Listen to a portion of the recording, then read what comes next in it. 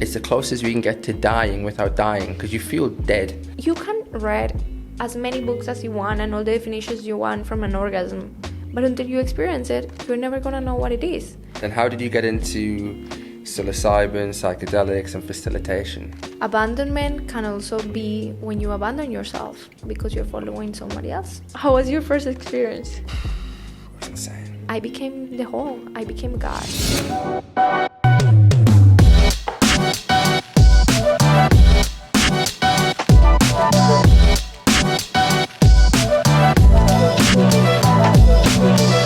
Hola. Let's go. Elizabeth, how are you? I'm doing so great. How Good. Are you? I'm doing beautiful. Beautiful. I think it's first good to introduce yourself to my listeners, tell them who you are, a bit of your background, and then I want to delve deep into some experiences and about your time in Bali. So Elizabeth, please tell the future listeners about you. Well, first of all, thank you for inviting me. It's a pleasure to be here. And, well, how I'm introducing myself at the moment is I'm Colombian, and I have my background is in business and mostly mentorship in self-development and self-mastery. Mm-hmm. I work with businesses in brand experience design, and I also hold space as a facilitator for psilocybin therapy. Which I want to delve deep into that. And how's your time in Bali so far? Oh, I love it here so much. I feel that there are not many places where you go and you feel you're at home and there's family. Mm-hmm. And that's the two things that I feel here in Bali. Every single day I'm learning something different. I'm getting to meet amazing people as yourself. Not as me. Yes, it's you. And it's just magical. I feel I'm in this momentum. I'm in this synchronicity all the time. I feel the energy of the island. I'm so grateful to be here. Cool. Do you want to bring your mic a little bit closer? Yep. There we go. Cool. So in synchronicity with the island, so do you think you're going to stay? Are you going to go home? I'm asking for the signs of where should I go. Even if I leave, I know I'm going to be back at some point. Really? Yeah. Why?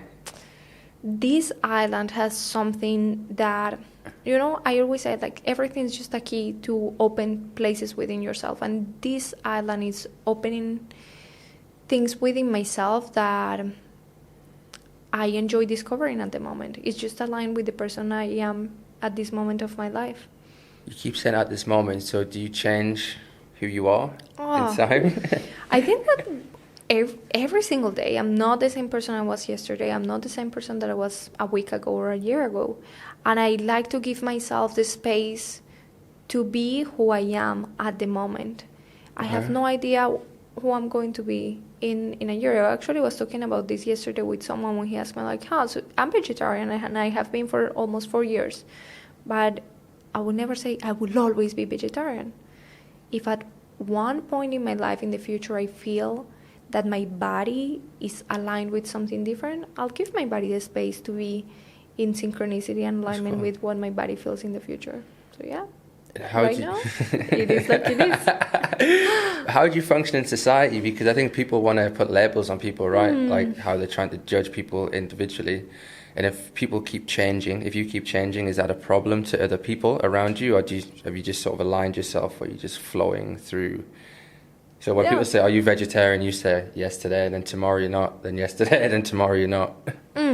I think that it's impossible to stay still in a planet and in a world that's moving all the time. I agree. And it is evolving.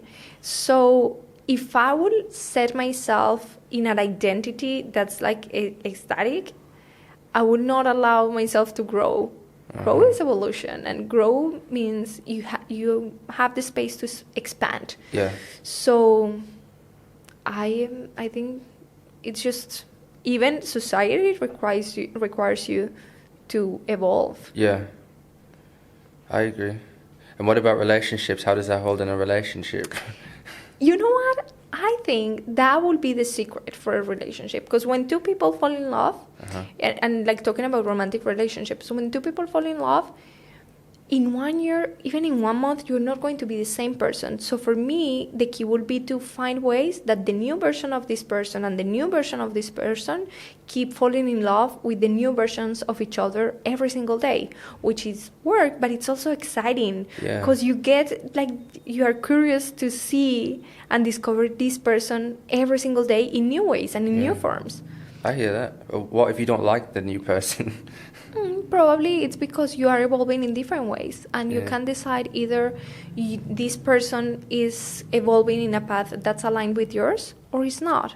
But it's this awareness of, who am I becoming through time and through space and through experiences? Who's this person becoming? And are we going to in the same path to the same place?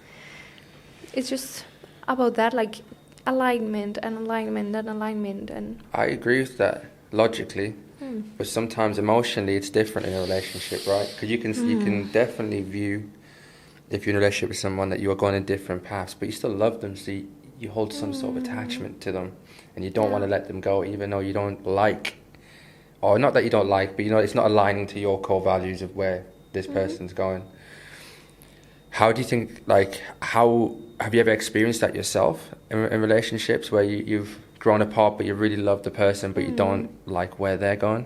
Yeah, definitely. Okay. I think that's a lot from what brought me in this path, which is I was in a moment in my life where I had the career. I was working for a consulting company, very big one.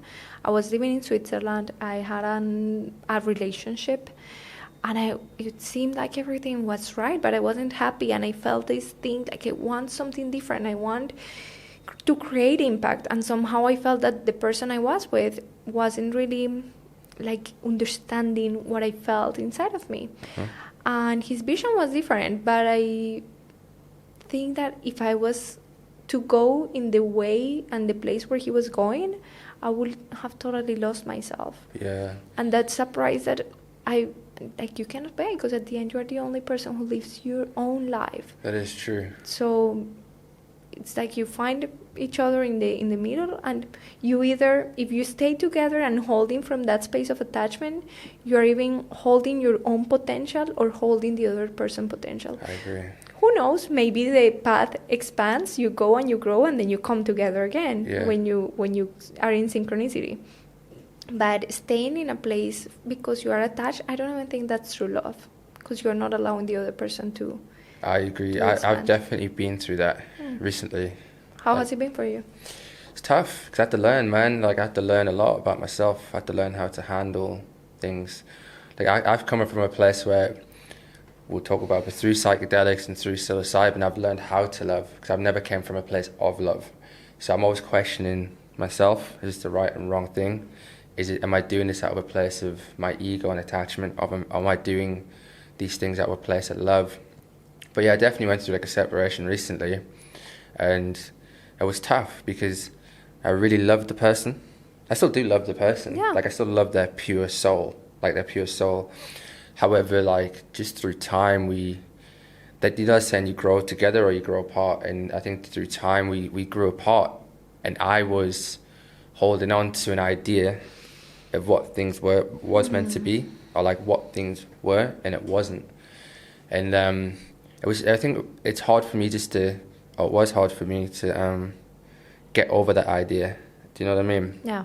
So I can definitely relate when you're saying logically, because we had these, when we broke up, we had this conversation of, okay, is this can you commit to this? Can I commit to this? What can we do?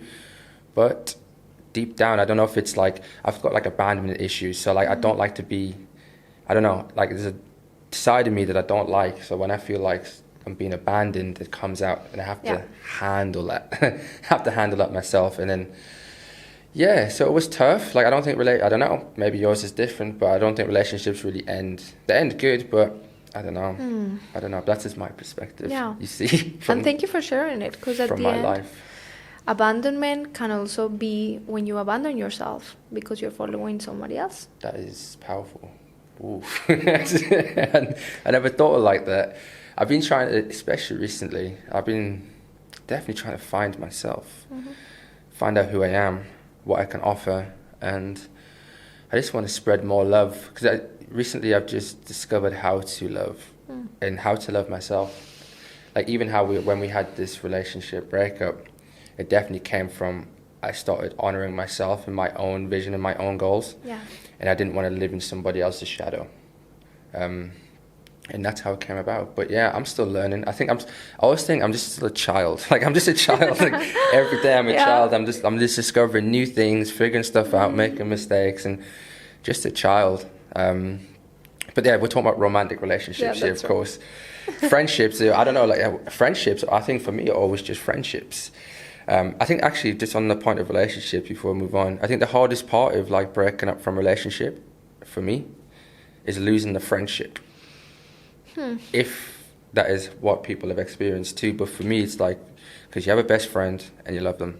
Yeah. You can also love someone from a distance. But then you somehow, I don't know if it's through communication, or if it's through ego, or through some self-centered desire, you lose the friendship because you don't like have it all. So you're like, I'm going to have it all or nothing. But that's what I've experienced in my life. I do hope moving forward it's not the same. But that's what I've experienced.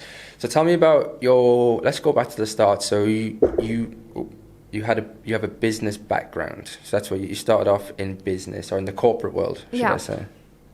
Well, I was like my kid.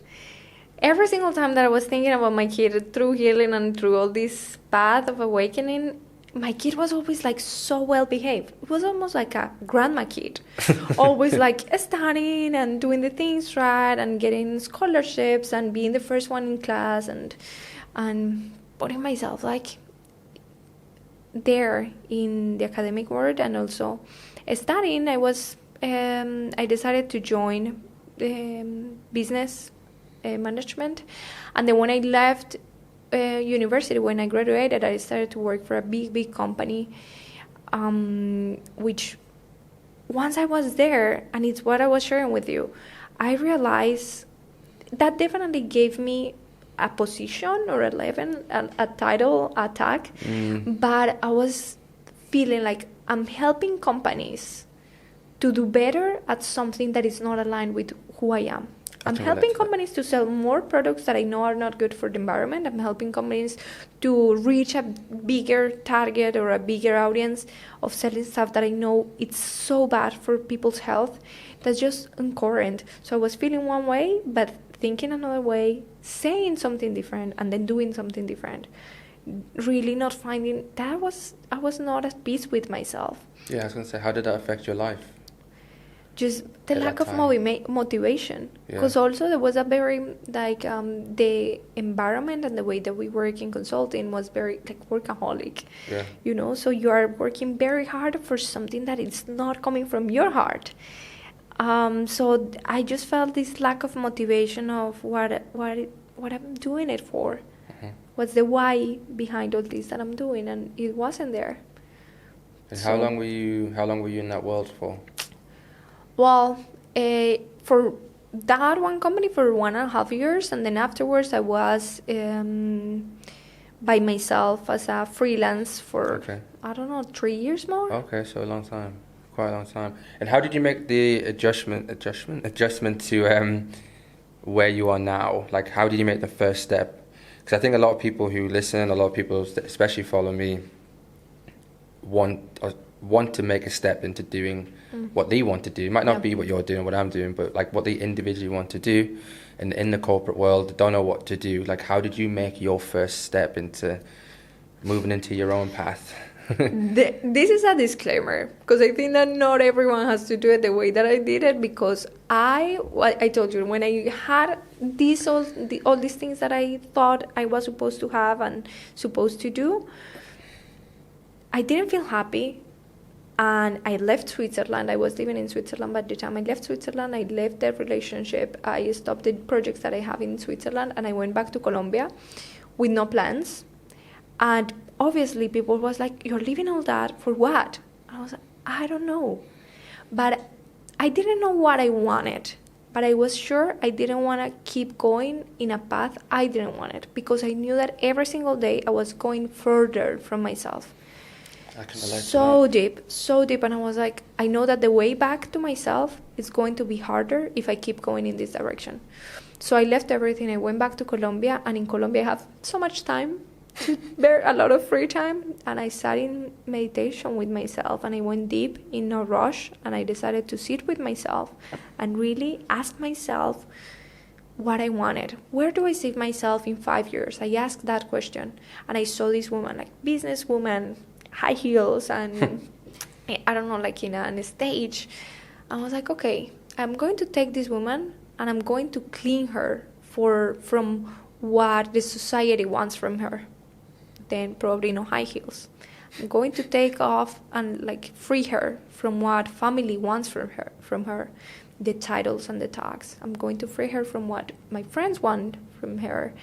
And then this and that all kept like going. And then I could see her dancing barefoot, still with an amazing community, but just barefoot in a place where she didn't need to prove anything to anyone, just being and doing and in service. And that's when I realized that I didn't know how to connect with her yet, but I knew I needed to move closer to that version of myself. Makes sense. I can relate to that myself. I can definitely relate to that myself. And then, okay. And then and we're going to go straight into it. Then how did you get into psilocybin, psychedelics, and facilitation? My journey with plant medicine has been, my first time with plant medicine was with ayahuasca in Colombia 10 years ago. And I have no idea how I went there the first time, because back in the time, nobody talked about it. It was like voodoo. None of my friends had done it before, and I went by myself. So I remember when I got to this place, people there is like, oh, so this is your first time? I'm like, yeah. And they are looking at me like, okay, who did you come with? And I'm like, by myself. And they're like, okay. It's like, if you need a friend, we're here for you. Just like letting you know. I was like, oh, I didn't know what I was getting into. But since I was a kid, I was always feeling a call and aligned with the tribes and indigenous. So in that ceremony, that was the first vision I had ever with psychedelics. I was seeing my business self and then my, let's say, shamanic, more spiritual self, and I was going from one place to the other. So in the corporate side, I was like, I feel too hippie to be with these people. And then in the spiritual side, I felt too corporate to be with that people. I was asking, like, who am I? I don't belong to any of these places. I feel so lost, and I felt alone. I felt like not seen, not appreciated, not belonging to anything. I have felt like that, yes. And Mother Aya told me, like, you don't need to fit any of these places. You are a bridge. You are meant to connect these two places. And that's your medicine, and that's who you are. And from there, I feel that the medicine opened ways, perspectives, places within myself that I hadn't seen before. Years after, mushrooms came into my life with a different perspective, because they have different personalities. Grandma, Aya, and then mushrooms are the saint kids from the stars, los niños santos. And I felt a call of service when I was inside the psychedelic closet for a while. I didn't tell anyone that I was doing these things. And then mushrooms asked me one day, okay, you're happy, you feel fulfilled, you're feeling amazing, connecting, synchronicity, momentum, just feeling like powerful, unlimited. Why you're not sharing it with anyone? And then I realized it was because I was afraid that people was going to judge me, because I was going to lose my credibility. Everything about me, and losing this identity that I had created. And when it showed me, like, this is how happy you are, don't be so selfish of not sharing it with others. But also realizing, for example, integration, all the things that during my journey with psychedelics have been difficult for me, and that I just couldn't find a space where to be very whole and be in the integration part and go beyond and have an understanding first from the mind, how they work, so that my mind could relax and then I could experience the journey. And I just received the call and opened myself for that service. How long ago was that? That was 2 years ago, I think. Cool. The call So service. Yeah, so after you did ayahuasca, were you still working in the court? You weren't working when you first did it. You were still working? Yeah. Shit. I was working in the... But not telling anyone. Yeah, but that still must have been internally. Because I remember when I did, when I first started doing psychedelics. How was your first experience? It was insane. But the first time I actually done any psychedelics was mushrooms. I did 5 grams, like Terrence... Do you know Terrence McKenna? Yeah. So I won't give a disclaimer. Because it's a long story. So prior to this, I went through a journey of I used to be a drug addict. So I went through a journey of just going sober, looking after myself, really figuring stuff out. And at the same time, I was reading Fingerprints of the Gods by Graham Hancock and then Terrence McKenna's books on mushrooms. I knew no one who did mushrooms. There's nobody, no one. And I seen it just on Joe Rogan would talk about it. He's doing all these experiences. I was like, you know what? I am interested because the history behind it and the scientific application of it, I made that decision. I understand society. I know it's changed a bit now, but at the time, no, you were crazy if you did these things. Yeah. But I was like, you know what? I love Mayan culture. I love tribalism. I like just indigenous, back to roots ourselves. So that okay, I'll try it. And then I was like, and then I've listened to a lot of Terrence McKenna, and he says if you're gonna take the medicine, take a lot of the medicine. It's just take a lot of it. And I'm like, okay, I'll do 5 grams. And I did that, and it blew my mind. You can't actually describe it in words. Words don't do its service. We haven't discovered the words yet to describe these experiences yet. But I don't think there are. There might do one day as we evolve through time. We might get to a place where we can telepathically back and just so you know and feel what I'm experiencing. But everything, my whole identity of self just shattered. My ego just disappeared. It was a little bit scary to start off with, but as soon as I let go of who I thought I was just in this I was in a dark room. My eyes were closed, and I opened my eyes, and my eyes were closed. It was the same. It was bright everywhere, and I was doing this, and it was just the same. It was exactly the same everywhere. And I met spirit guides, which I perceived to be spirit guides, to show me the way of what I should and shouldn't be doing. That's the first time I actually experienced accepting myself, not me, but whatever happens is going to be okay. There's no good or bad. It's just different. No judgment. There's no judgment. It's just different paths. We're all children. We don't know what we're doing. No one really knows what they're doing. We're on this spinning ball in the middle of space. We don't know what we're doing. So we're just figuring it out. And I just accepted that in myself. And then, it was probably that experience. There's a couple. I've done quite a few different sides of that experience, but that first one was definitely the most powerful experience I've ever had as a human on this earth currently. The most transformative. I started to look after myself. Once I realized, you have to look after this. No. You're in this human body is not forever. The soul might be eternal, but look after this, and you have to, nourish yourself and then nourish community. And what was really weird, I started seeing people as children. Yeah. So if I seen somebody, if I seen somebody, say if I was driving and someone started shouting, I would just see them as a child who just grew up with the wrong ideas and think that's okay. I wouldn't judge them or blame them. It's you were once a baby. You were once a baby. Yeah. You don't you just grew up in your environment, and that's why you're doing this, and this. There's no. I went deep. I was looking even criminals. Are they really imagine at what point? At what point was that baby a murderer? At what point? When did that happen? And how much his environment got to play a part in it? And then how much is this? This is why I started building communities, because how much has society got to blame on everyone else? It's not to blame, but we all have it. Intrinsic eternal part for each other. If one person's suffering, then you're kind of suffering. You might not feel it, but you are. If someone in your community suffering, if someone in your community is doing something wrong, But it really fucked up my whole perspective of society, because society doesn't think like that. It's like if someone does something, you're wrong. No. You're punished. And that's it. Just lock away and throw the key. Separation. It's fully based in separation. Yeah, I don't like it. And it really, like, honestly, after that, I really like... I kind of, you know, like, there's a book. It's called The Immortality Key. Mm-hmm. I'll send it to you after this. Oh. But it's about...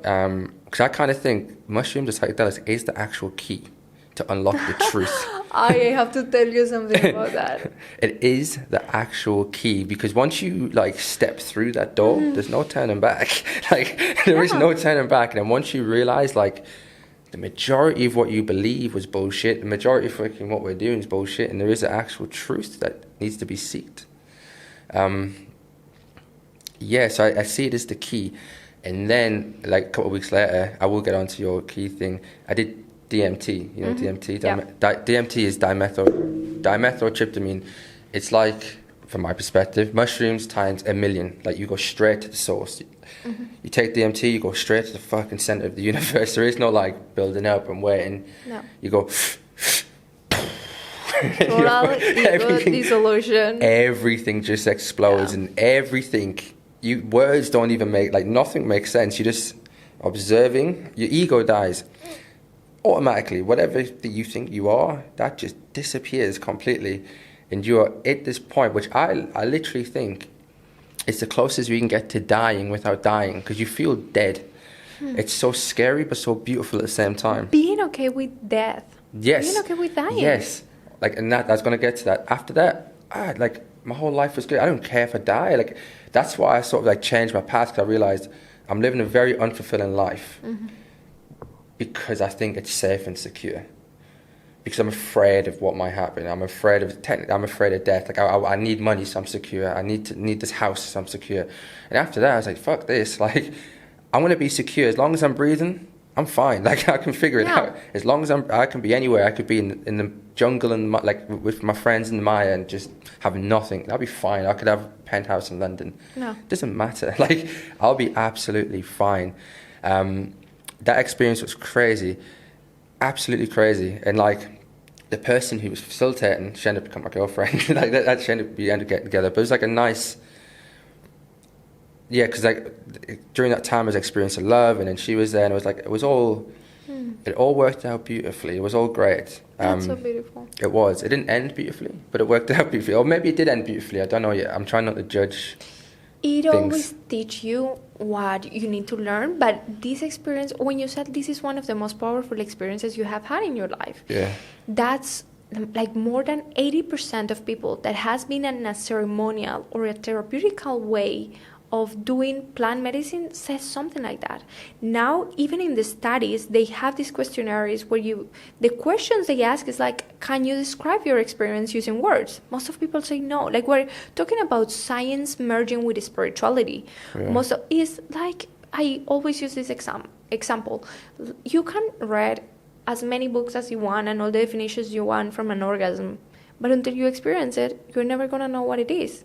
And this is one of the most exciting conversations for anyone who has had a psychedelic experience, especially in ceremonial or therapeutic environments, because they transform their lives and they open this door for you to see that there's another way, there's another possibility, that you are not, when you know that you are something beyond your physical body, then you stop judgment because you are just experiencing life. That's how I see it. If the divine is experiencing itself through me with these unique things that I have, with the unique experiences that I have, with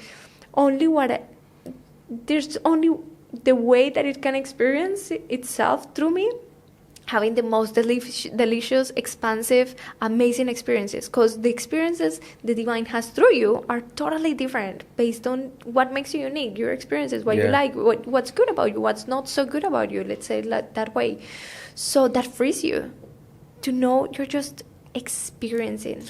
Yeah, you do feel free. You feel very free.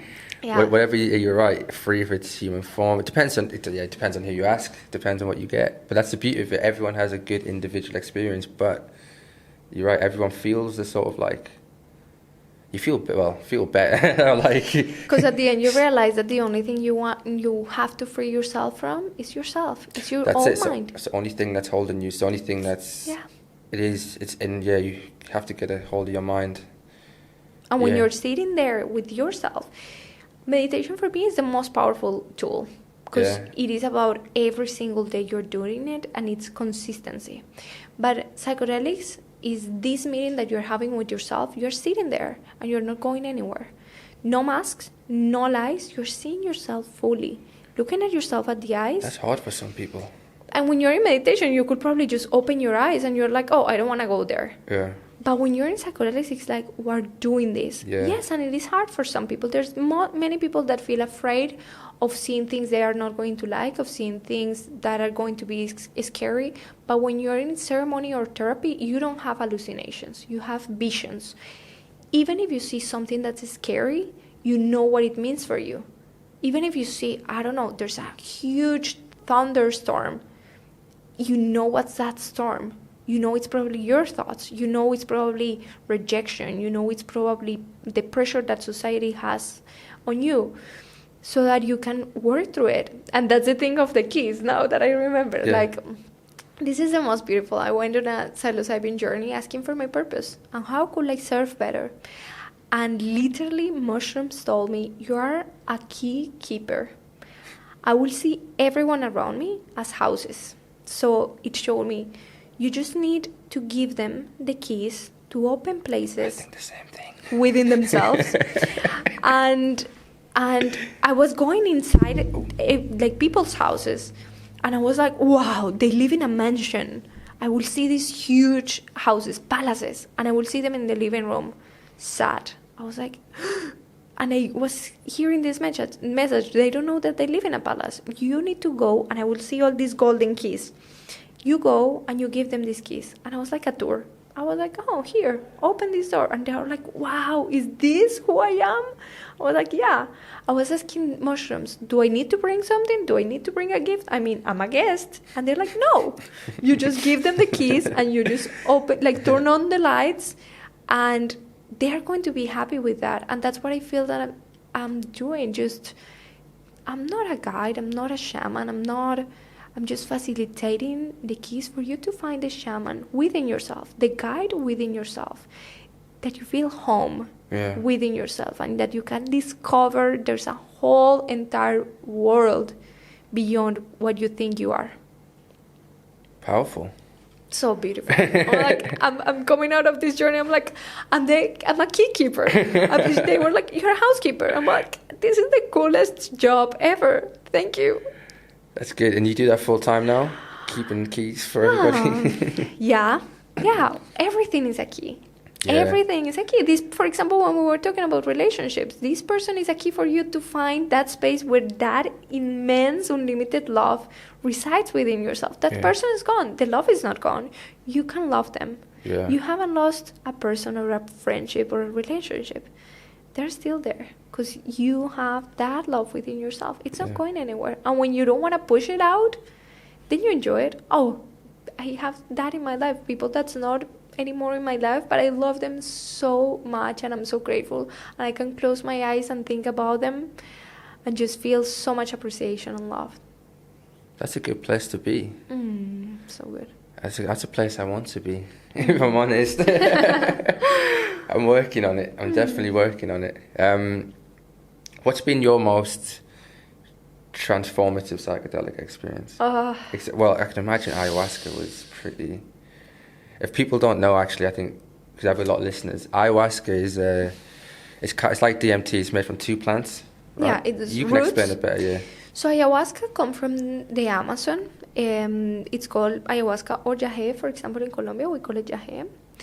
And it has the spirit of a grandma. They combine un bejuco, like a part of the roots from a plant. They combine two. And the process through which they do ayahuasca is like 3 days in the middle of the jungle, fasting. They are singing Icarus, the tribes and the shamans. They are singing Icarus to the medicine and just like going, mixing this medicine until it gets very thick. And the way that it works is a medicine of purge. So when you're doing ayahuasca, one of the things that most of people go through is that they will vomit, or they will have diarrhea, or they will feel it very physical, but we call it the relief. We don't say vomit, we call it relief, because you can really feel how it is taking this stuff out of your body, how the beliefs, the thoughts, all these things get stored in your physical body, and she helps you to release that. It's like a grandma, can be very exigent, but also very loving, so loving. I have had experiences where she literally takes me inside of her, how do you call it? Like the arms of a tree. Oh yeah, like the branches. Yeah, the branches. Yeah. And she's holding me, and she's like, come here, I'll give you some love. And she has been so beautiful. And just like all the psychedelics, there's a part where they will challenge you probably to go through a tunnel to explore, but it is like the tunnel. You can go around the mountain, you probably get lost, you probably will never find the way to go to the other side, you're going to take longer, or you can decide to go through the tunnel. It's the deepest you'll go, probably the darkest, but you're going to see the light on the other side, you're going to go faster, and you're going to reach the end at some point. And psychedelics, as you commit to them, they commit to you. If you are really honoring the power that these medicines have. For me, there have been so many powerful journeys, but one of the, like, one that I remember a lot was probably my first time with mushrooms. And I became the whole. I became God. I was just in this place of being nothing. Nothing, just empty space. And I was like, I don't know who I am. Almost like being God's consciousness. And then I said like, I know what I can do. I'll divide myself in two, feminine and masculine, so I can have a reflection of myself. And then I divided, but I couldn't see myself. It was just empty, dark space. And I was like, how can I see myself? I know. I'll divide myself in colors. And then I divided in the 7 rays of colors. And I was like, now I can see. But how can I experience this, what I am? And I started to create planets, literally. And these planets is going to have these senses. And this planet is going to have these senses. And then Earth, people here is going to have 5 senses. They are going to be able to see, to touch, to talk, to hear, to like our 5 senses. And then within the Earth, I was like, how can I differentiate all the ways that I can be? And I created the continents. And for each continent, I created music that reflected who I am in these spaces. Okay.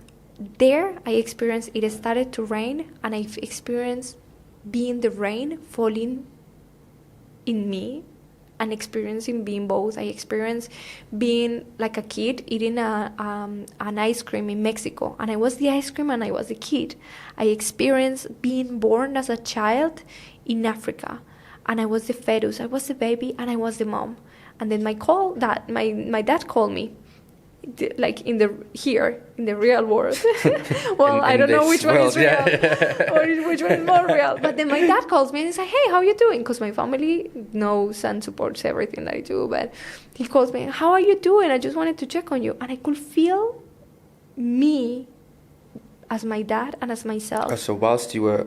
Yeah, as we're talking. Oh, okay. And I could feel me being my dad and being myself and just understanding why the separation, so that I could experience love as a father and love as a daughter, and just not judgment, just experience, just full experience. And it's like, it's so good that we separated, that we're just one, but we separated to experience the self and remember and just like walk each other home. I was, just as you said, I was looking at everyone and I wanted to share that experience with everyone there, but I was like, they all know. They know what they are. They're just like, I don't even need to share it. So beautiful. That sounds beautiful. Thanks for sharing. Thank you for allowing. Sounds Yeah. great. And I think when we first met, we talked about, because I'm interested to get your thoughts on this, but we talked about the course psychedelics important. It's good to learn about them, but the integration part after you have these experiences is probably, if not more important than the actual medicine itself. Where do you think people fail, or where do you think people are going, not wrong, maybe could improve, or I think you know what I'm saying, on the integration experience? First of all, the essence of a ceremony. Imagine the difference between you dating a woman and you in your wedding day. In your wedding day, you have a purpose. That's why you make a proposal. And you have a commitment, because you know it's not about the wedding. You know you're about to spend the rest of your life with this woman. You get ready, you prepare, you invite people. All the setting is beautiful and amazing because you know it's a special day for you. In a ceremony, we have purpose, set, and setting. The purpose is your anchor. Why are you doing it? What is the lesson that you're going to ask for? Because they are teachers, and they're here to teach you something. Then the set is how you get ready to receive the medicine, with your diet, with specific indications that we have like prior to the ceremony. And then the setting, where are you? What's the people around you? What's the music? Do you feel hold to be open, to be vulnerable, to go as deep as you need to go to work in what you need to work? But then, let's say that's the day when they teach you, and life is the real journey. Yeah. That's when you get tested. And only when you pass that exam, you can probably go back to medicine. And it can take years. It could be just once in your life. But it's about how does that information that I received serve me to be a better human, to be in service of others, to take different decisions that are going to lead me to a different place. That is what I feel that we need to define as the purpose of the medicine. You're doing it so that you can integrate it in your life. You're meeting there with a new version of yourself, with an evolved version of yourself. Allow it to, bring it to life. And, the awareness of seeing how everything moves. Because when you go in ceremony, and I would love to hear this from you, because when you go to ceremony, you move inside, and then everything moves around. Next day, you see things happening. Things that what is not anymore in your own frequency is gone. New things come. Yeah. Everything happens, and the ceremony and the journey continues. And it's so important that you are being held, because that's probably one of the most meaningful days of your life, and then you never get to see these people again that you share ceremony with. Make sure that your facilitator, the person that's there for you, is also there for you to help you integrate and to have a different perspective and to help you align with the lessons that you got during the session. And how does somebody find a facilitator? If somebody's watching this and they're like, I want to do how would you find a facilitator? Because from my experience, this is my perception again, there's people facilitating who I don't think should be facilitating. And the reason I say that is people who, for example, I know of people who facilitate, but they still do things that are self-destructive to them, and then they're holding space for other people. No. And I am not one to I try not to judge, should I say, but I am. This is very judgmental.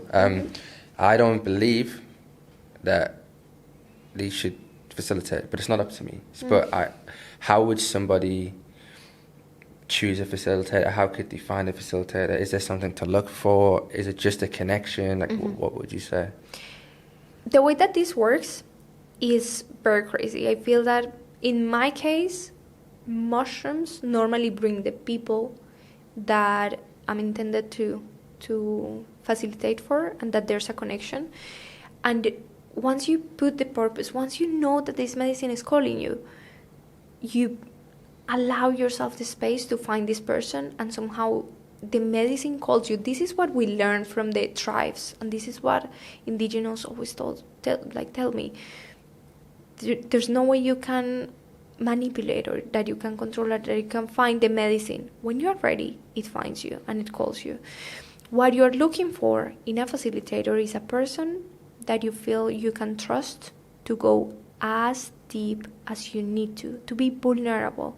They are there to hold you. The second thing is, I personally don't believe in what I see as guidance, because we can see this as different. But I can never tell a person, if a person is going through a journey and they tell me, I'm seeing these 3 paths, I don't know where to go. I cannot tell them, go the one in the middle, always, because I don't want them to go where I will go. They're in their journey, and it's different and unique for them. So what I will do as a facilitator, I will ask them, how does the first one feel? How does the second one feel? How does the third one feel? What does your ego want? Where would your ego go?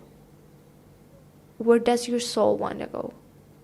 And they have this answer for themselves.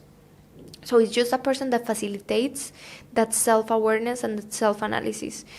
And I'm very happy that now these topics are coming more and more and more, and that we create more awareness, because that's also going to facilitate that people get the information from the right sources. So I know that now it's a little bit more open, and the opportunities and everything's coming, but you want to have a session before with this person. I would highly recommend that you don't go to a place to see your facilitator for the first time right before you're entering a journey. You need to feel, you need to talk with this person, ask all the questions, look at them in the eye, like even if it's through a video call, look at them, make sure that all your questions are answered, that they know both how they work from the spiritual side and how they work from the scientific really point important. of view. Because anyway, we're talking about plants and we're talking about brains, we're talking about neurons, we're talking about neuronal activity. So you want to make sure that these people have some knowledge about the physical way that it works, the anatomical way that it works, so that they can hold your physical space as well. But personally, I feel that if your facilitator is spiritually open and open to energy and holds something beautiful, they are going to receive a different guidance that it's going to allow you to go way deeper. Okay, that's interesting. Very interesting. How has it been for you to integrate your own experiences? Like, what is the difference for you, for example, when you have done it with guidance or by yourself? Like, what would be the main difference that you find when you do it in a ceremonial way or with in a well-facilitated space? I've done a couple ceremonies. Probably the most...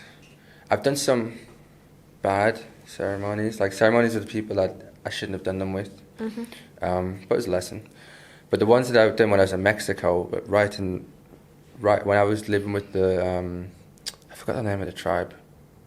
It was in the Mayan jungle. Anyways, I did some experiences and some ceremonies with them. The integration part was easy, perfect. Like I learned my lessons. I knew what I needed to do. I knew what I didn't need to do. And everything just sort of aligned. There was no effort. I didn't make any effort into anything. After the journey, it was just... After the journey of the ceremony, it was just... I didn't question anything. Everything was just...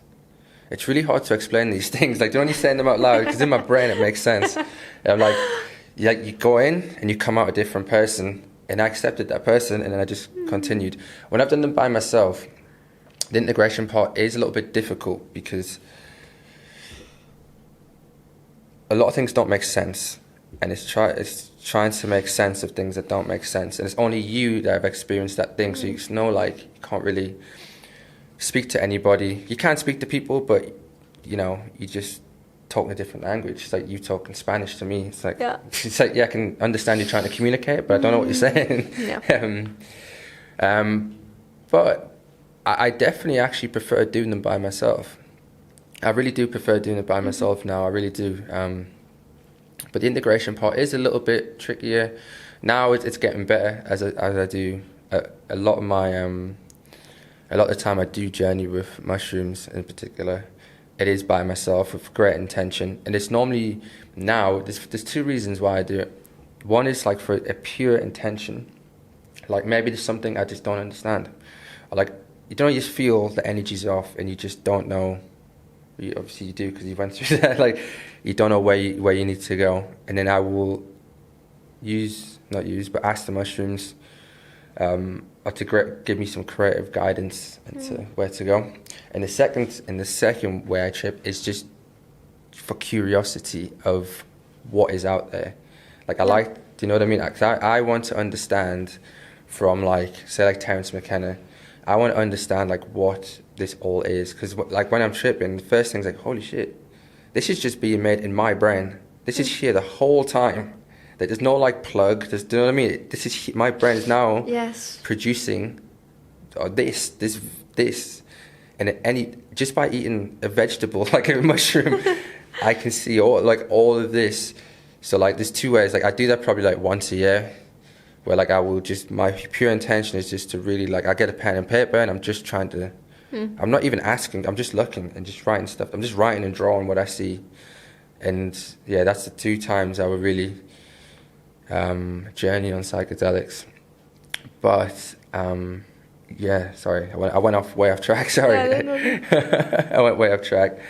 But yeah, I am just personally, I'm just a curious person. Like, so I'm very curious about people, things, experiences. I like to experience a lot of new things.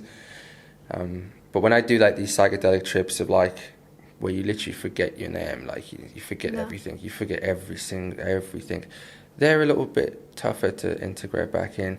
And I've definitely found myself not honoring what what was meant to be done, and not I tell you like one thing, for example, would be like lying. Don't lie to people. And I would catch myself just doing little lies, just little ones. And then I did another mushroom trip, and I was like, fuck, never, I can't do that. Because you see the actual implication. Something just little, like just a little lie has a massive ripple effect on the whole fucking ecosystem of people. You don't even know. Like to you, it could be the littlest thing. Like the littlest, like you could just lie about how much money you have or something, but you don't know what that effect has on people, other people, and all of that. So yeah, the mushroom shows me like something like that, and then I integrate that. But it's slow, it's very slow, but because I'm still a human, so like I still make mistakes, but what I found myself doing is like, say if I told a lie, I have to go, fuck, I'm lying, I'm sorry, this is now the truth. Do you know what I mean? Yeah, totally. Because for me, there are 3 levels. Like the first one is self-discovery. When you go to a journey and you want to discover more of yourself, right? Like healing, wounds, traumas, all these things. The second one is self-management, day to day. Like things and tools to integrate that new version of yourself and have the discipline, the courage, the consistency. And then the third one for me is self-mastery, when it's not only about yourself, but about creating legacy, about creating something that's beyond yourself, about creating something better for the world, about being in service. And that journey you just told me, I relate a lot to it, because I had one journey where it showed me something bad that I said to a person that hurt them. Yes. I didn't know that it hurted them. I was traveling. I saw the wound inside this person. And I was traveling inside that wound, feeling all the pain that it caused to that person. And I was like healing, almost like if it was I was like doing all the cleansing in that wound. It was like physical. It was not beautiful. It was so sad, so like this sorrow, this pain to go through that. And it showed me how I can hurt people with my words. That words are not just in the air, that they literally create wounds within people. And I was like repairing it, very painful journey. And then it also showed me how my beautiful words can heal people. And it showed me all the times where I have shared and smile, like looking at someone in the eyes or saying to someone, you have such a beautiful energy. Yeah. You feel safe, or you're this, or I admire this from you. And it showed me how it was almost like flowers growing from this person, and the gift, and how I can use my voice and my words to heal or to destroy people. Yeah, I resonate with that a lot. I went through like probably years of that sort of learning for me, years before I figured it out. Like years of trying to, keep hitting the same roadblocks. But I've got a sort of question from that is, words hurt people, but isn't there a side of it that, let's say, for example, you say something to me. Yeah. It's not you that's hurting me, it's my reaction to what you're saying that's hurting me. It's not you. Like, you could say whatever you want. You could be racist, you could swear, it doesn't matter. It's my internal reaction to what you're saying is the cause of pain. Because it's just it's not just words, because obviously words are hurtful. Yeah. But there is frequencies of noises, and I am assigning the meaning to that noise in my own brain, and I'm going, fuck. So isn't there a way, like, 'cause this is something I definitely think about, because I'm like, yeah, words are hurtful, but at the same time, they shouldn't be hurtful, because people have the power to choose whether they are affected by this or not. So that's something you can... It's how you identify with it. Because if you're walking down the street here in Bali and somebody calls you, you're a thief. Like, hey, thief, you don't even look. You keep walking. It's like they're not calling you. You don't identify with that. And you don't care about this person. You don't know who this person is. So you keep walking. You are not even going to look. But when somebody you care about says something that there's a part of yourself that believes that. Yes. That's when you're hurt. And it resides in your identity. Because two things, you probably have a space in that area where you're not sure who you are. So there's a space for this judgment to come in. And also you're allowing this person to tell you who you are. Or society, or things around you to tell you who you are when you're not really safe and secure of your own value. And that is storage in a place of our brain that's called the default mood network. That's the exact place where mushrooms work.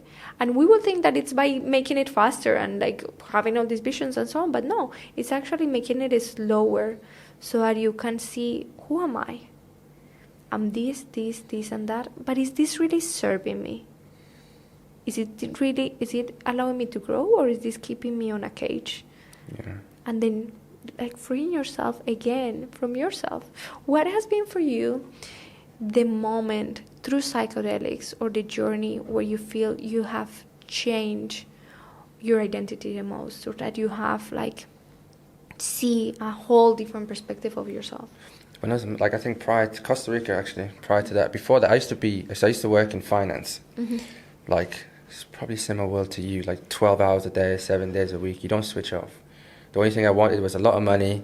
I would have sex with a lot of girls, and I just didn't care about anybody except for myself and my own self-gratification. So I did psychedelics the first time, 5 grams, and I did DMT. I met my girlfriend at the time. We didn't become my girlfriend, but that was the first time we met. Then I went to Costa Rica. Then I did we'll get to that, with a shaman, a mushroom ceremony. And from then, my whole identity changed. I had no tattoos, I had nothing. Like, it was just, I just didn't give a fuck anymore. Like, not in a bad way. Like, I just didn't care what people thought about me. I loved myself. And that was it. Like, sort of that period was just a full switch. That's when I think we were talking downstairs, that's when I would just leave my phone and go hitchhike, go and meet people, go and explore and experience this human experience we have now. That's now my aim now. It's like to experience as much as possible, whether good or bad, but just experience, not like hold on to something. That was the biggest change ever, like the biggest change. Once I started to learn to love myself and not blame other people for my pain and accept, like, it's a very hard thing for people to accept. Because when I talk to people, if I'm coaching people, I can understand, like, this is my belief, I truly believe everything that happens to us doesn't happen to us, but for us. So we're always in the place we're meant to be, whether it is super painful, whatever, it could be a bad relationship, it could be an abusive father, mother. There's something there that has a meaning. And it's up to us to find out that meaning, live a purposeful life, and create a better future for everyone. Make sure that we're helping our fellow human beings. Because I always have this analogy, man. If we're in a community, you want everybody to be the best versions of themselves, right? Otherwise, the community fails. You're only as good as your weakest member of the community. Mm-hmm. The society we live in does not think like that. So my mission now is just to build these beautiful communities where people feel whole, safe, welcome, and it could be who you are with no judgment around the world, online, here, go to Colombia, London, everywhere. Let's go. Yeah, that's just my aim, and I got that when I was in Costa Rica, Mexico. That was a few years ago, but it took me a few years to sort of figure out, and also have the confidence, because I was never a really confident person. Like, have the confidence to speak to people. I would never actually speak to people. I'd be too scared. I come from a very abusive background, so until I was I don't know, 15, 16, just super abusive. So I wouldn't speak to you. I just expected, my expectation was that people who love me hurt me. Subconsciously. I never thought that, obviously. I wasn't going, oh, you're going to hurt me, but subconsciously in my mind, it would dictate my behavior. And then once I took and then once you become conscious, like people say you wake up, and I know people say it's like a woo-woo word, but once you turn your unconscious to conscious, you can consciously now make these decisions. And then that's probably the biggest change I had. And then, being more accepting of people. Like I said, I just want to live life. I don't really care about that money. ownership. I will say it's just like that. This commitment with life, this commitment with yourself of living true to who you are, living authentically, living in your full expression, full potential, and allowance and acceptance, like full acceptance of who you are with everything that means honestly, that you are. And when you do that, like. I was not a spiritual person before I started TikTok, but when you do that, you really see the universe opens up. Yeah, it really does. You start meeting people that you didn't think you were going to meet. You start on this, like, even this today, like, this was like a dream. Like, I would have, like, I want to do a podcast one day. I want to publish. It was just a dream. Like, and then once you just open yourself up to allow things to come into your life, and what I mean by that is, like, there's loads of things. I mean, stop self-sabotaging, stop like attaching yourself to thoughts that aren't serving you, because these thoughts that aren't serving you create bad habits, and then you're in a bad created environment. Maybe it's friends that you're around that you shouldn't really be around at that moment of time. Maybe they're on a different part of their journey than you are. But once you just allow everything and just see it through a pure lens of love, if that's what we call it. I'm interested to find out your thoughts on that. Remind me, love, right? If you see just through a pure lens of receiving and giving. But I think I took a lot of receiving. Now I think it's my obligation to give as much back as possible. It is like my responsibility. It's not like I respond, like I generally deep down, like when I'm in home alone, like when I'm just in my own recesses of my own mind, my focus is, what have I done today to give, whatever that is, if that's energy, time, money, things, something, what have I done in this day to do that? That's what I think now, rather than, oh, well, she's horrible, he did this, you did that. Nah, do what you want. You can't hurt my brain. Like, you can say whatever you want, do whatever you want. It's just my job to see this problem, this universe problem, navigate through this as best as I can, understand I have no idea what I'm doing, but I'm just going to figure it out along the way. That's it. I know, and there's this limiting beliefs for so many people that they need to choose between working on themselves or serving others. Or there's people that it's like always serving, but they think they never have time to work on themselves. But in reality, the best you can do for others is to work on yourself. That's it. Yeah. To be your best version. That's it.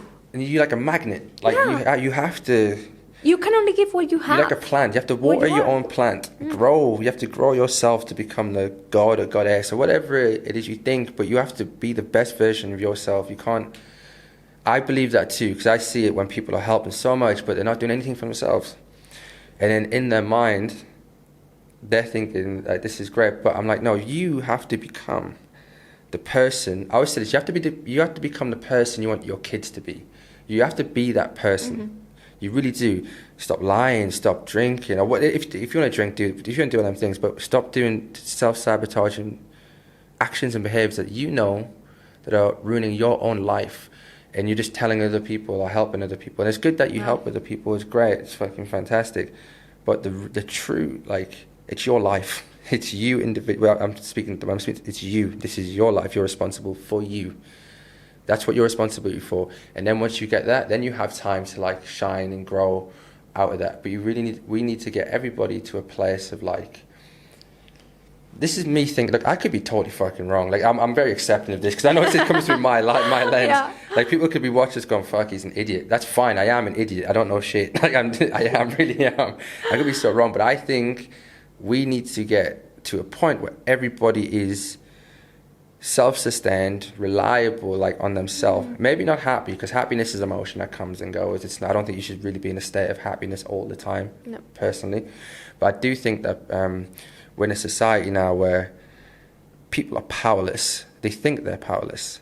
They think they're powerless to do things. They think there's a lot of depression, mental health. There's a lot of things that are going on that I believe psychedelics are the key for. And the reason I believe that is not just because I've read a book. This is through real life experience. Like I should be dead now, or like an addict, or in a gang. Like honestly, it's not. I really should. Yeah. And just by taking a vegetable, my life changed forever. Not just by that, 'cause I have to work on it too. Like, you have to work on these things.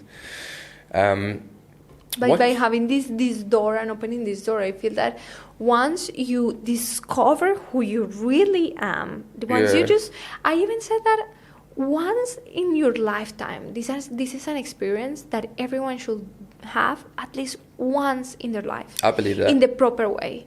Like, getting ready for it, committing to it, recognizing that it is powerful, recognizing that you need to, like, prepare for it, but just open the door to this perspective, that there's another way, that there's something more. Because once you realize what's within yourself, the power you have within yourself, that you're limitless, that everything is just in your mind, that everything that limits you, it's really an illusion that you are falling into every single day. Now you first feel great about yourself. You want to experience and explore yourself as much as you can, and then you also want to serve others.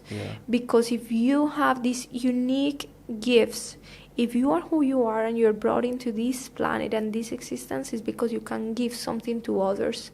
And if you have the call to say something, it's because there's someone there ready to hear it. If you feel the call to share something, there's someone there willing, already ready to receive it. There's somebody, if you want to paint, if you want to start a podcast, if you want to whatever it is that you feel a call for, it's because you have a gift, and there's someone whose life can change when they receive it. And it will be only very selfish if you keep it for yourself. I'm taking all this in. No, just imagine a world where we all have ownership for who we are. What makes that? This is something that a person told me this week. Like, you don't find a diamond in the like, you're just not walking and finding diamonds there, because they are rare, and that's what gives them their value, that they are unique, that they are transparent, that they are pure. And also, when you want to be like everyone else, when you want to feed the boxes, when you want to just like follow someone else's path, what's your value? What is it, your uniqueness that you're bringing into this world? And it also takes a lot away from you, man, because I've been in a situation where you're trying to fit in, you're trying to be like I've been in just trying to be liked. I'm trying to maneuver myself so you like me, please. I want her to like me. I'm just going to do the things that she wants. And you just fucking, man, it kills you. It takes bits away from you slowly, and it's like they're chipping away. That has been a hard one for me. That has been something that I have learned also a lot on how I was trying to find validation and acceptance and being seen. And everything around you is just a mirror of your own relationship with yourself. I wasn't seeing myself. I wasn't appreciating myself. I wasn't seeing myself, and I wasn't owning my truth.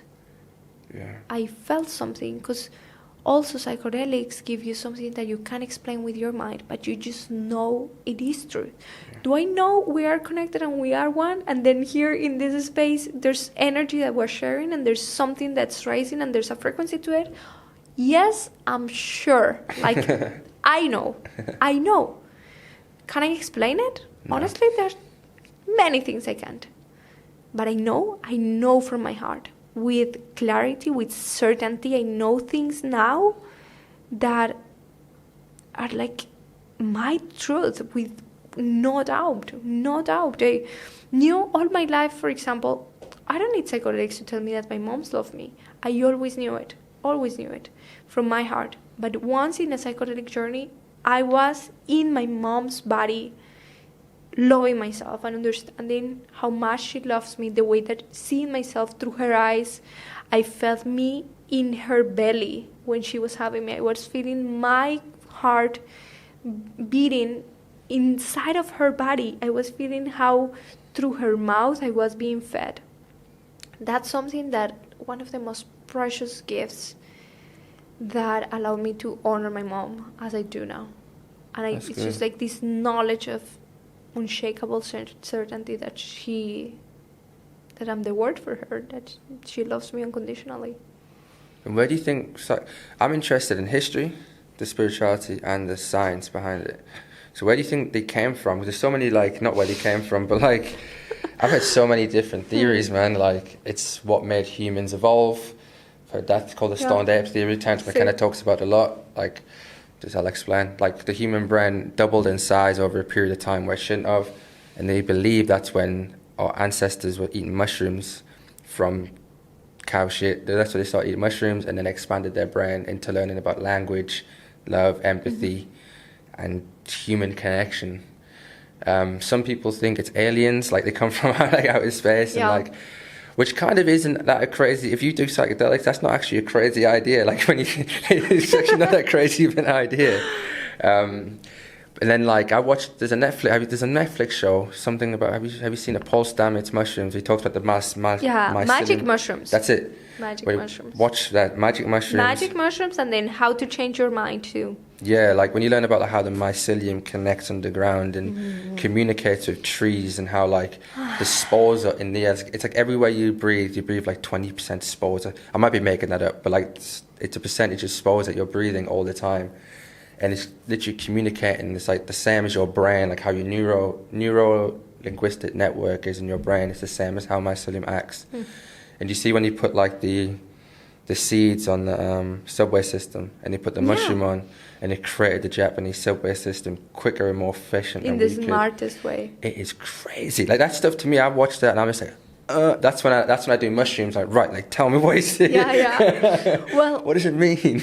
Mushrooms are so wise, and we have so much to learn from them. There are mushrooms that can like divide and like make plastic disappear. There are mushrooms that can take all the petroleum that is in the oceans. Yeah, I've heard about that. They are just, as you were saying, every single plant, tree, flower, fruit that is connected through the roots, through a mycelium, which is like this network that exchanges information, where, for example, if a tree is cut, then all the other trees start sending from their own food, let's call it like that, through the mycelium, so that this one tree that was cut can grow faster.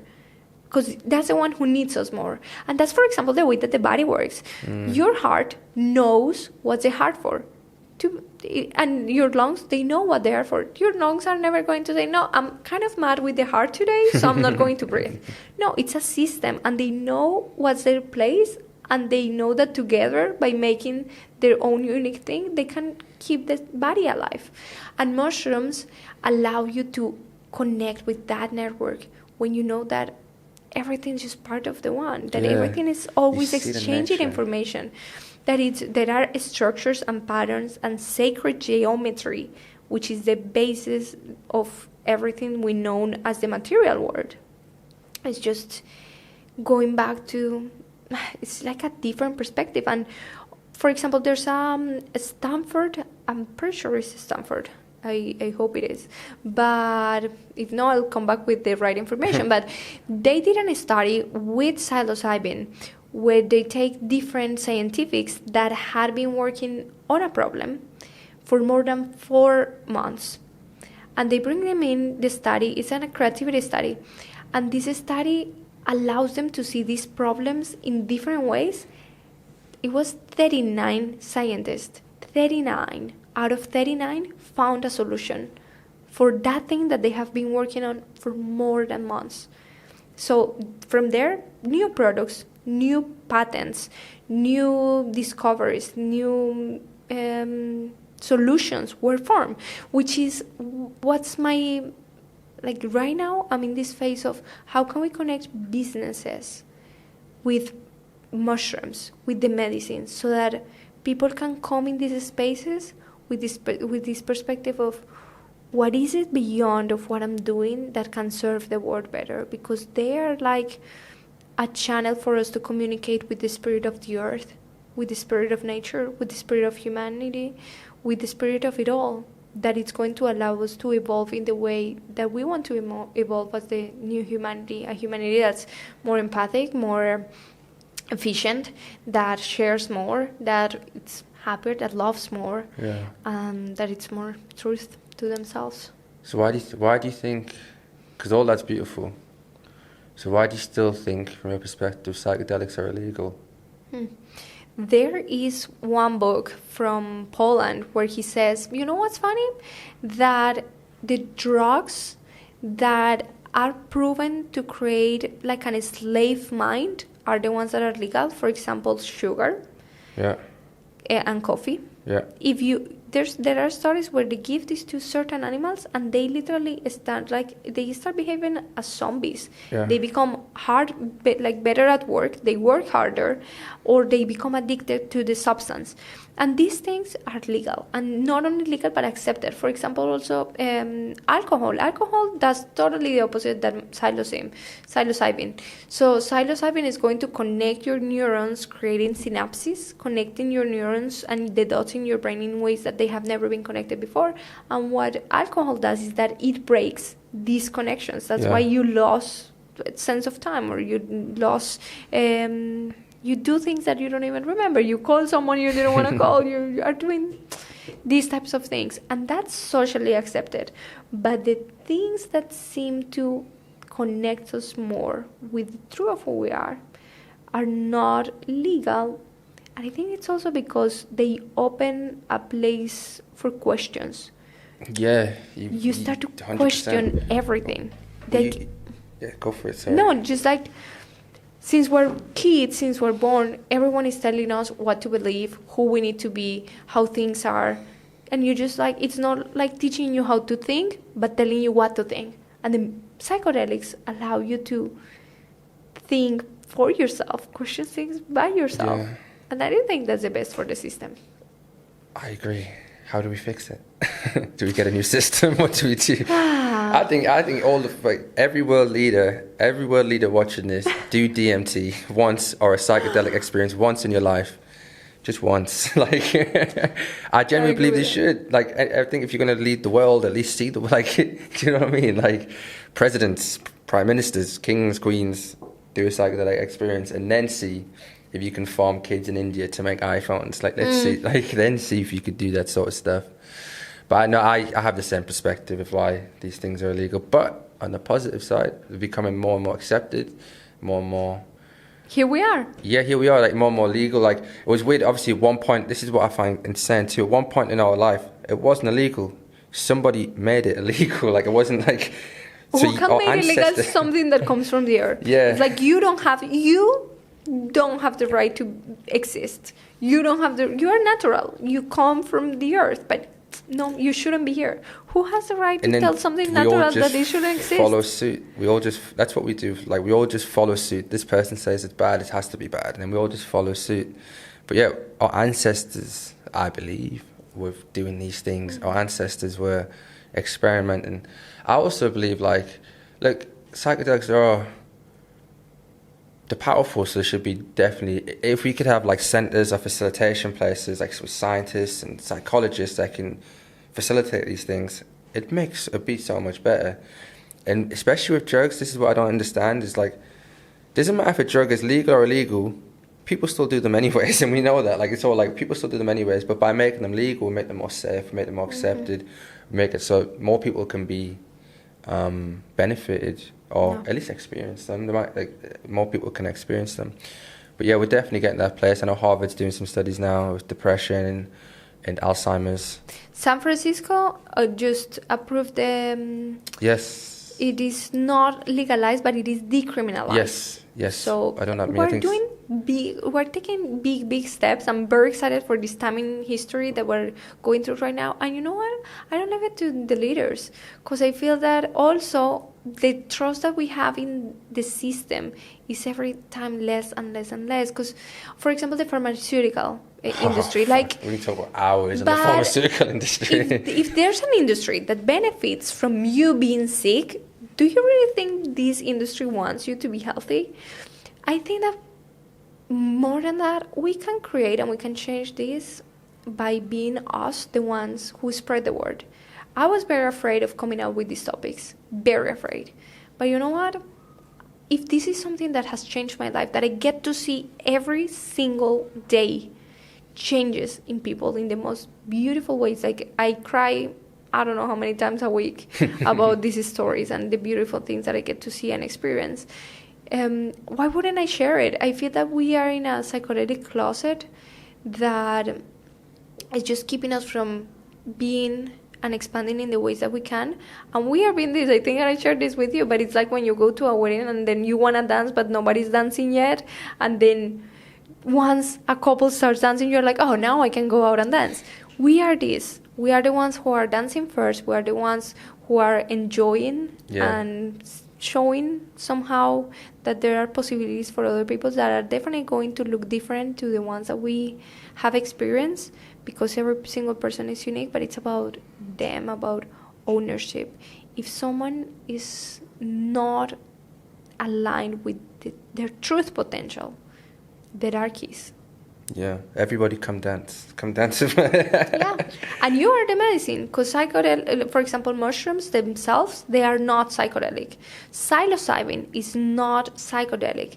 Psilocybin, when it enters your body, reacts to your own hormones and then creates psilocin, I didn't know which is the psychedelic. Wow. So the mushrooms by themselves, no, they're not psychedelic. They need you and your own hormones. So that means I didn't know that. You are the medicine. I didn't know that. I did not know that. I'm going to do some research on that. Uh-huh.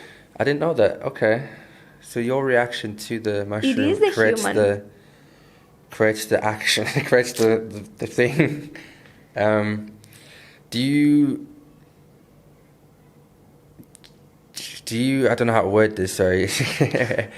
People who do psychedelics a lot, what's your thoughts on that? If you're doing like psychedelics every weekend, for example, every Friday you're doing some sort of psychedelic. Mushrooms probably the best. You can't really do ayahuasca every weekend, but mushrooms you can, or LSD, for example. I believe that's not healthy. I don't believe, this is my belief. Yeah. What's your belief? These medicines, first, they are not addictive. So they are not going true. to create that pattern in your mind. But yes, I feel that there's a people that could use it to escape reality and not to integrate or not to face, but they are teachers. So when you go to a teacher, they teach you a lesson, you have the opportunity to learn. Don't go to a teacher to ask for another lesson without passing the exam from the one before, because at the end, the only thing that's going to change your life is how you're taking different decisions. If you want to know where you're going to be in a year, in 5 years, in 10 years, be aware of the decisions that you are taking today and if they're leading you in that path. Once you realize what you are, where you want to go, what's your truth, you're going to have to integrate the right decisions to take you there. I also don't believe doing psychedelics that often is good, and I personally have a very respectful relationship with mushrooms, with all the medicines, because I have felt their spirit. I honor them, I respect them, and I know that as I commit to them, they commit to me. The most impeccable I can be, the most clear they are with me, and we like each other. We have a very nice relationship. So, Cool. Yeah. Cool. I think, do you have anything else you want to add? I think we could wrap it up there. I would just love to know from you, if you could say, like, in a sentence, how your life has changed with psychedelics. How would it be?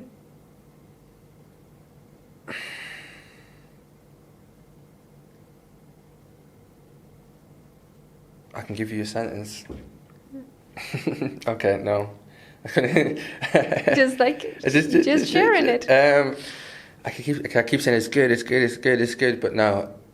The biggest thing that I've took from it, and this is like something that I wrote down, and I like to I affirmate to myself a lot, is that there is no such thing as reality. It's just perspective, and that's it. And I affirm that. Like if I'm having whatever, there is no reality. It is just a perspective. We could be sitting in this room and I'm thinking we're having the same experience, but 100% we're not. Like, you're having your own experience, and we cannot actually communicate, right? Because words, even just now with Psychedelics, you're having a completely different experience, completely different than I am now. And I just am aware that I try to become aware that if anything, like, it's not gone my way, for example, of something, I'm just going to, there's no reality. This is just my perspective. Therefore, I can control my perspective. And that's all. Thank you. No, I wanted to know more about your experience this last time. I wanted to know so much more. I think that this is honestly the most exciting topic, and I'm just happy that we can share this. I can't cry, man. If I talk about my experiences, I'll cry too much, so we'll stop there. We can talk about it next time. Okay. When I'm in Colombia, we'll do the part 2 podcast when I'm in Colombia. No, just grateful for being here, and beyond anything, also making myself available for people that have questions, for people that probably has been in journeys that haven't been able to integrate, in whatever way we can serve. I personally want to make myself available in whatever way I can be in service. Beautiful. And thank you for coming. Thank you for taking time to have this conversation with me. It means a lot. Do you have like an Instagram or website that you want people to follow? Because this is the time to plug it. Yeah. On Instagram, you can find me as at elizabethramirez.co. That would be the best place. That's the best place. And also, you're talking on... When are you talking?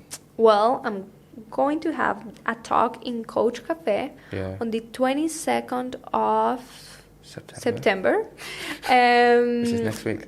Yeah, which is next week here in Bali, in Canggu, which I'm very excited about. And there we're going to be talking about mushrooms as a tool for leadership. How can we lead better with a tool as mushrooms? How can they be of service of our businesses, of the reality we're creating, of the way that we're serving humanity? Cool. And just a disclaimer, this is all scientific and it's for research purposes. We do not promote the use of drugs or any sort of illegal substances on this channel. I hold to that. Thank you. Thanks to you, and thanks for everyone listening and watching. Good, all done. Adios. Thank you. Oh, how did you find it? Oh, so good. I want to have like other 3. I want to keep going. Yes, I was like trying to find a way to... Yeah, no. to ask you about this last experience.